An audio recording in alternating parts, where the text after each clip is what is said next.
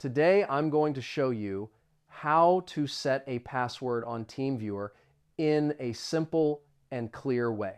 First, open Teamviewer on your computer.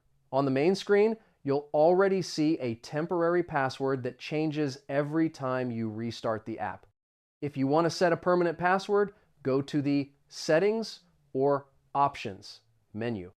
You can usually find it by clicking on Extras and then selecting Options. Now, look for the Security section.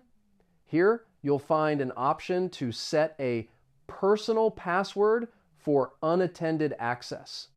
Enter your desired password. Make sure it's strong and secure, and then confirm it. This password will allow you to access your computer anytime without needing the temporary one. After that, click OK or Save to apply the changes. If you want even more control, you can also adjust permissions, like limiting what remote users can do when connected. And that's it now. You know how to set a password on Teamviewer for secure and easy access.